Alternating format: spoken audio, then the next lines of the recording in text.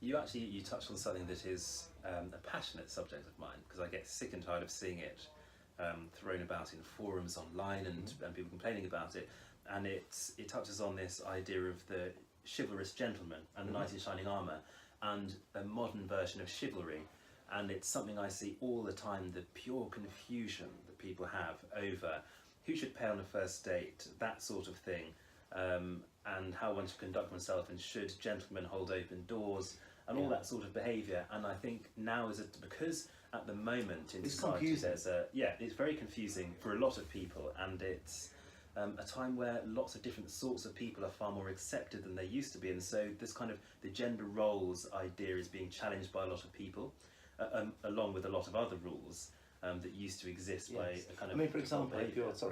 you're on the tube, for example, and you see a lady standing up, what is the right thing to do now? Do you offer your seat to the lady, or is that presumed as being sexist? Right. So there's these things which I think the vast majority of the people would acknowledge and appreciate that, but If you hear stories where people are quite offended and you rude see about it. a lady of a certain age, and offer her your seat, does she then think that, oh my god, I look like an old lady and need to sit down, or so there's these things which come into play, and it's just knowing what the right things should be.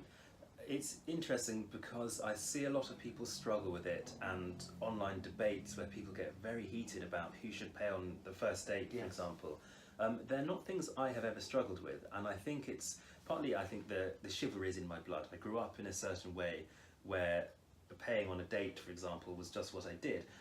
I think the subtle difference between the way that I behave and the way that I do it compared to some men who would like to be seen as chivalrous is I don't pay on a date necessarily because the other person is a woman. I don't hold open a door because she is a woman. I hold open a door or pay on a date because they're another human being. So I would hold open a door for a man as much as I would a woman. And I would pay when I go out with friends for a meal as much for a man as I would for a woman. I don't necessarily treat people differently based on their gender. I treat people equally and well because they're another human being. And I think that is an evolution of etiquette that is necessary now that women quite rightly want more equality and more equal rights. It's not anymore that they are not working and that they don't have the funds to pay, but I like to pay often because it's something that's nice to do. And I do the same with a group of male friends as I would with female friends. For sure. Equally, I think it's nice when other people offer to pay for me on other occasions. So no, exactly. You pick and choose the time. That's very good, actually. I mean, so obviously, for me, I've got my husband, gay, and it's the same. I guess before we met, going on a date, normally it's sort of go Dutch. Yeah. Unless we'd say, oh, I'll pay, or I'll pay the next time, something like that. But no, it is a level of respect. But again, if I'm obviously if you're taking somebody out, whether it's on a date or whatever, a first time friend, then if you're the host, then generally you should offer to pay. In my way of thinking.